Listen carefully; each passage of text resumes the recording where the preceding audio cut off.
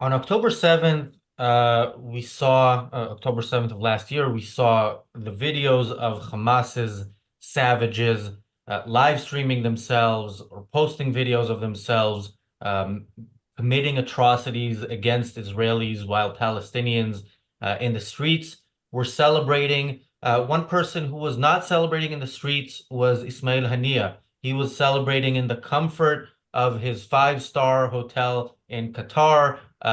It's not the kind of five-star hotels that, us uh, middle class people from time to time will reward ourselves with one night in. It's a five stars and then some hotel that only billionaires like Hania can afford. He was celebrating there. We saw those images on the news.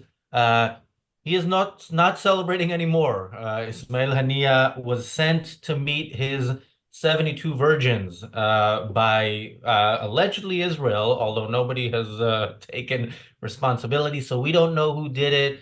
It could have been anybody really.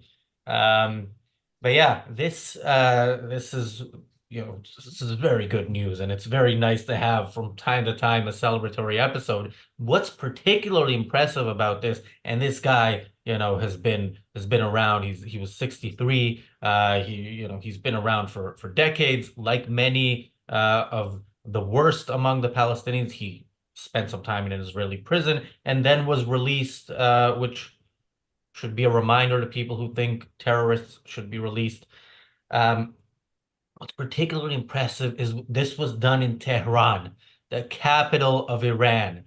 And it was done so precisely that, again, we advocate for, fighting a war with every and all means necessary and available. But the fact that it was done so precisely, it doesn't just, achieve a very important goal of killing this scumbag, but it sends a message to terrorists everywhere. And it sends a message at an interesting time. We had today's episode scheduled. It was going to be about Israel's attack in Beirut of the number two in Hezbollah. Also, super precise in the capital of Lebanon, showing that that is not a place where people can hide. Israel has had a fantastic 24 hours, super impressive. And we're here to talk about that on both shows, of course. Today, I'm joined by James Valliant. James, your initial thoughts on both these operations? Hurrah! I mean, what great news. This monster was the first elected leader, back when in 2006, when Israel unilaterally gave up the Gaza Strip. This guy was the first elected leader of the Palestinians, claimed leadership over all the Palestinians. Mahmoud Abbas, a different opinion, although he congratulated him initially. But nonetheless, this guy wasn't from 2006 to 2017. This guy was the political number one guy in Gaza among the Palestinians, the Hamas leader. Now, since 2017, he's sort of taken the even higher sort of chairman role as someone. Oh, Sinwar, that's right, that's Sinwar. So Sinwar and this guy Hadea were the masterminds, the leaders of Hamas when October 7th occurred. So this is nothing but happy news. And boy, did you point out, I would point out too that this guy is behind so much. I mean, the minute Hamas took control of Gaza, it started, I mean, minute maybe a bit of an exaggeration, but within days of this guy coming to power, he did a series of rocket launches against Israel. The moment he came to power, he started launching rockets against Israel. Now, as you point out, what the glorious thing here is, it wasn't too long ago that Iran directly attacked Israel. So anything Iran says about being directly attacked, of course, they are the aggressors here. They are the aggressors through Hezbollah. They're the aggressors through the Houthis. They're the aggressors through Hamas. They are aggressors directly themselves, straight from Iran, where they fired hundreds of rockets and missiles at Israel. Now, Israel has a very effective defensive system. It got some help from some other countries. I don't know if it really even needed that because of the effectiveness. One Bedouin child was killed in that attack, direct from Iran on Israel, mind you. If they're protecting intelligence assets or something, I understand why Israel is not wanting to take. But if it is to prevent their quote escalation, after Iran had sent hundreds of missiles on over to them, they should be taking proud credit of this. Now, on the one hand, we've got Israel keeping all those missiles and rockets at bay, and now, as you point out, this amazing precision hit in Tehran. We covered the death of the former Iranian president by that helicopter crash several weeks ago. We were happy then, but it was. I don't think Israel or any other moral agent could take credit for that. As far as I know, was obviously a man-made, human-created attack, and Israel should be very proud for doing it because this guy was a monster. He had from his 4-star or 5-star, whatever it is, a Michelin-rated hotel in Qatar to come to the inauguration of the new Iranian president. So there he is, hugging the new Iranian president, and within hours, a precision attack takes him out in Tehran at a guest house. Now that is impressive. It shows the superiority of intelligence, really military. It shows their superiority, period. We, the good guys, are superior. America and Israel have been at war with Iran for over 40 years now. I know that we don't want to say it out loud. I know everyone says, oh, escalation, fear of escalation. No, let them fear the escalation. This is nothing but good news. I expect a response. Oh, yeah. I think they've vowed revenge already, of course, with fists raised to the sky. But what a glorious day this is, that a monster, one of the key masterminds behind October 7th, and all of the evil that has been issuing from Gaza since 2006 is dead, and most justly so, and good people should be celebrating. Yeah, I think we're already seeing the beginning of that response with whatever issues you have there with your connection. That could be Iranian doing, but we'll As usual. we'll fight back. Thank you, Bull Moose, for the super chat. Bull Moose says, hopefully he'll be met with 72 Virginians instead of virgins. Robin Williams reference. Yes, I'm offended by that because some of my favorite people are from Virginia, but yeah, funny nonetheless. Thank you, Johnny, for the super chat. So, you know, sewage systems everywhere are filled, among other things, with like rats and rat piss. And the sewage system that is Gaza's underground city that was built by Hamas is also filled with rat piss right now because the rat that Sinwar is pissing himself without a doubt, knowing that if his colleagues are not safe in the heart of Beirut or in the heart of Tehran, then surely, which is, what, 1,600 kilometers from Israel, then surely he's not safe at any moment where he could be, dozens of meters away from the nearest Israeli soldier. And let's really hope. Yeah, Paul says, Razi, stop being offensive to rats. My apologies to rats. But yeah, let's hope his time is coming very soon. I mean, it would be great if we heard it like right now, that trifecta within a day. Thank you, Bonnie, for the super chat. But I do want to mention that this is the best day since the start of the war, and this is the third time we've had the best day since the start of the war in 2 months.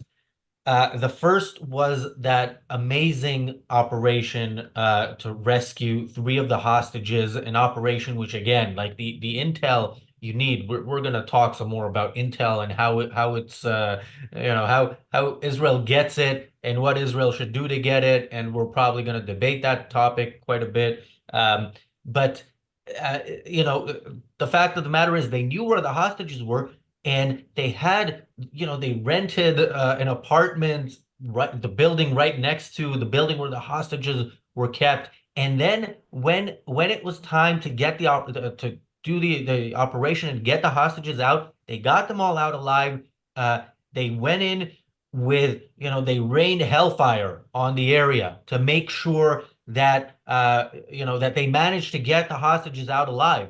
And according to Palestinian reports, hundreds died. Of course, we can't trust that, but if that's true, so be it. Great. It shows that, that nobody is safe. And if you want to end the war, if you want to be safe, surrender, make Hamas surrender, and give back the hostages.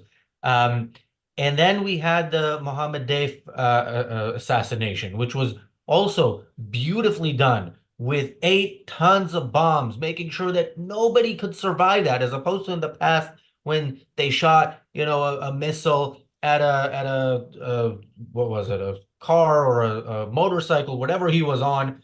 Um, so Israel is showing some sparks of bravery that we haven't seen yet. Also, there was the great operation in Yemen, and look, the Houthis have been talking since then, but that's all they've been doing. They haven't actually done anything, militarily.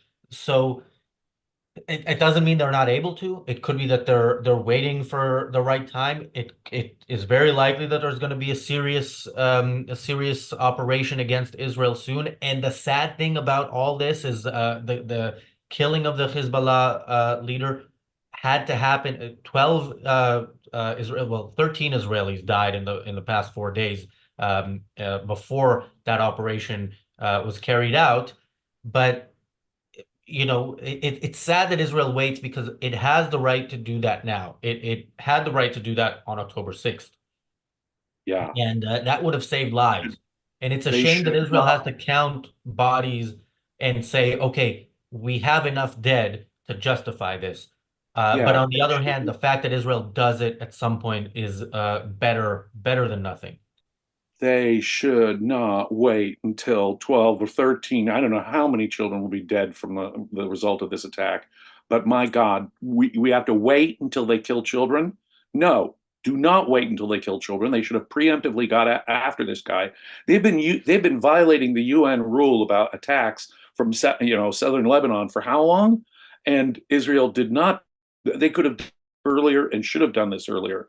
But with that proviso, yes, hooray, and take credit for that. And if you can, for intelligence reasons, take credit for the death of this guy, the leader of Hamas in Tehran. Um, I said on a recent episode that Israel should take advantage of the weakness in Washington D.C. There effectively is leadership in D.C.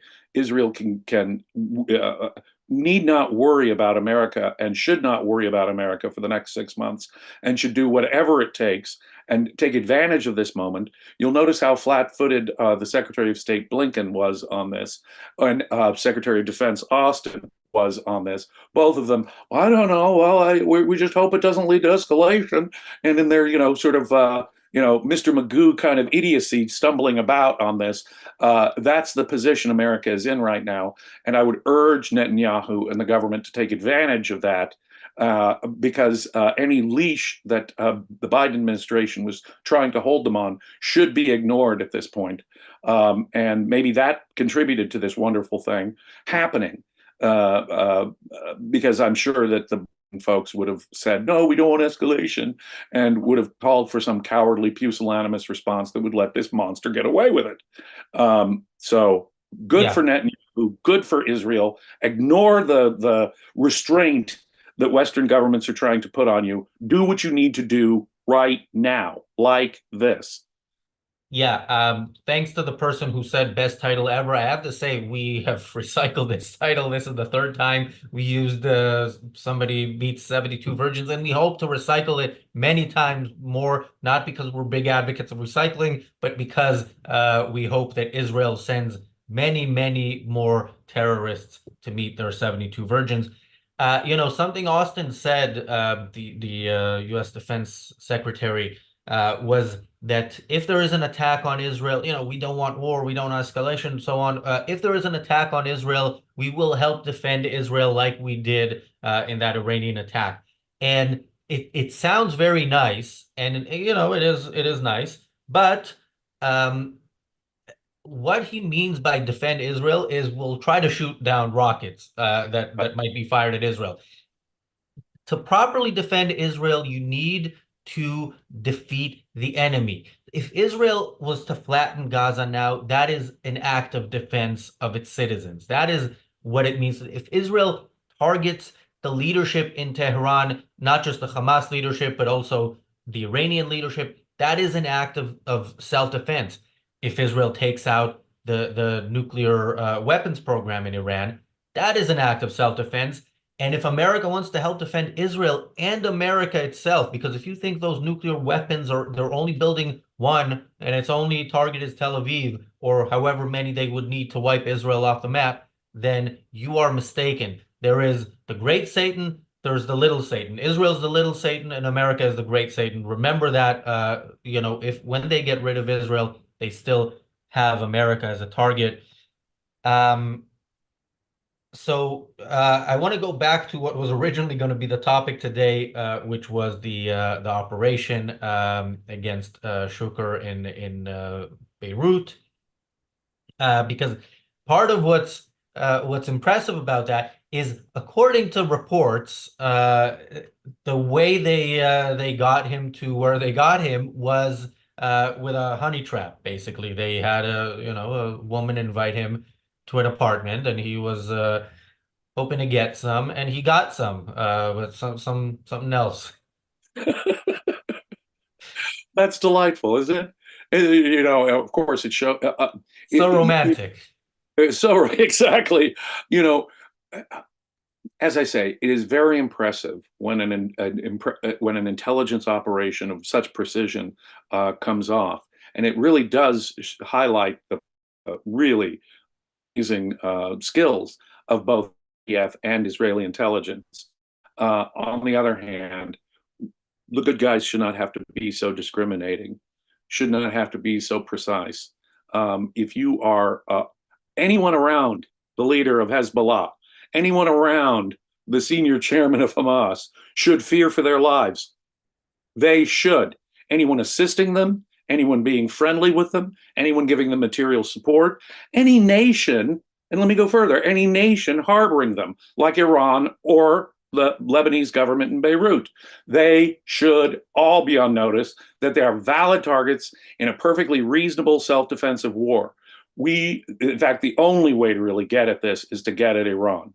They are the ones that support all of this evil that's going on. And until and unless America gets its head out of its rear end and realizes that it is at war and has been at war for nearly half a century with the Islamic Republic of Iran, this will continue. These precision attacks are wonderful. They've taken out some truly evil individuals. We should be celebrating that, and we should be in awe of how Israel does it. But we cannot rest. We cannot rest until the regime in Tehran is taken out and overthrown.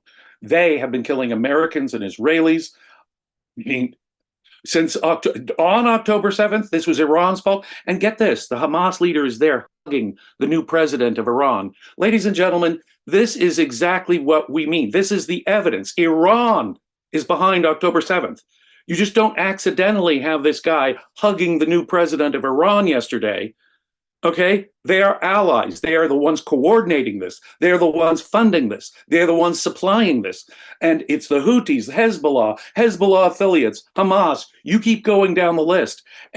And every attack that has occurred since October 7th, either on American interests in Syria and Iraq and Jordan, where an American soldier was killed, coming from Lebanon, coming from the Houthis, stopping international trade in the Gulf of Aden and the Red Sea, this act of international war by Iran.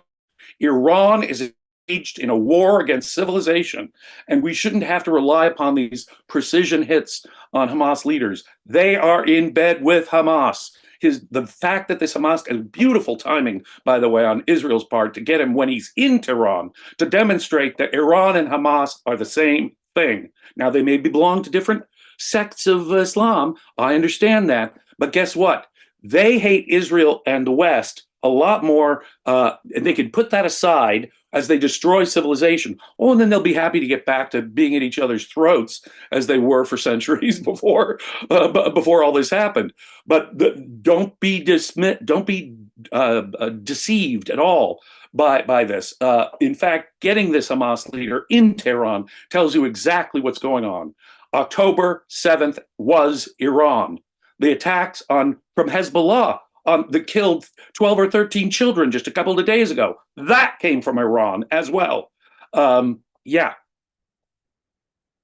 Yeah, thank you, Jeff, for the super chat. Um, Susie says they've given us a glimmer of hope with these two strikes in 24 hours. Yeah, absolutely. Again, not just because two people who very much deserve to live, deserve to die, are now dead, but also because again of the nature of these attacks, the strike in Tehran, and who was it? Was it PC who asked why doesn't Israel admit it? Somebody asked that. Um, Well, as I well, say, maybe intelligence reasons. They may want to. There may have specific reasons why asking to protect is awesome, and I wouldn't want to jeopardize any of their assets that way. On the other yeah. hand, short of that, they should be taking credit and celebrating. Yeah, yeah, and absolutely, there are operational concerns that are, beyond us, and we don't need to know everything. We just need to know that this war is being fought and won. And But I'll tell you what shouldn't be a motive is this desire to not escalate. Oh, well, we don't want to take credit because we don't want to further, piss off the Ayatollah. No, that should not be a motive. These people should know that they are at any time subject to being properly and morally killed by Israeli or American interests. yeah, Full and I stop. think now they know. I don't think we mentioned. Did we mention that Haniyeh was in Tehran for the swearing in ceremony of the new president? I just did. That Oh, was sorry, he was sorry, maybe hugged. I'm He reading the was there for chat. the inauguration, Yeah. and with hours of him hugging and congratulations, the new president of Iran, he gets bombed. Nothing Yeah. delightful to me. That's a very clear, like beyond the again, beyond the action itself, a very clear indication to everybody in Tehran. We are watching and we know where you are at every moment in time. And another thing with the ambiguity here is we don't even know where it came from. So some reports say it was a missile fired from a plane from outside Iranian space, and others say that it was a rocket from like nearby, like in Tehran, possibly. So great. Like, I don't need the details. I'll yeah, watch the movie when it comes out, but I don't need to know anything right now. exactly. One day Uh, we may know, but and keeping secret where it came from or how it was delivered or how they got the information may be important at this stage. But I agree with the intent there. It shouldn't be because we're afraid of, quote, escalating with Iran. Neither Israel nor America need worry about that. They should be the ones worrying about an escalation from the good guys. Yeah, it could be, helicopter may have survived the flight when he was flying that helicopter, and maybe he's still around. Thank you, Jonathan, for the super chat. Oh yeah, I see people already saying that in the chat. Yeah. And another interesting thing. So with the attack back to Beirut, so Israel, the IDF spokesperson in Arabic. Made a statement a few days ago saying that it was Ali Mohammed Yahya, who was the commander of the rocket launching site in southern Lebanon, where the rocket on Majd al-Shams was fired from, that he was responsible. And that's another interesting thing that Israel does. It put out that information, possibly in order to kind of tell the others, don't worry, you're safe. Go to the mistress. Nobody knows paying attention to you. And yeah, that's another great, if that was the point of it, great thing to do by Israel. Thank you, Vadim, for the super chat. Yeah, James. Delightful. All those elements are just simply delightful, aren't they? And as I say, it is a spectacular demonstration of the superiority of Israel here. Israel should not be able to use its superiority, just because they are militarily superior. They, in some people's minds in the West, they're the bad guys. They've got to show restraint. They've got to suck it up and turn the other cheek. No, they do not. Use their superior skill, use their superior technology to destroy the enemy. And yes, the way they do it is sort of a signature thing here. In both cases, it sends a delightful message about the precision and power of Israel. On the other hand, they shouldn't have to be so discriminating. Yeah, so even before I mentioned helicopter, yeah, Christian was saying this would not have been this would not have happened without helicopter. Akira asks, do you think that Iranians might be Mossad agents? I'm starting to believe that. There's no doubt that there are many, I don't know how many, there are Mossad agents in Iran. I mean, Israel has killed people in Iran before. It just is it's with accidents and stuff. It's never, if this was actually an attack from a plane, then it's unprecedented in that sense. It's also unprecedented in the fact that it's you know Haniyeh was there just for a ceremony and for a little bit, and then apparently he stayed beyond that because he heard about what happened in Lebanon, and he stayed, to consult with the Iranians or with Hezbollah or whoever who were also had representatives there. So this was you know yeah, beautifully Yes. coordinated. I don't know if they planned both of those well in advance, but Well, the good timing enough is either way. wonderful.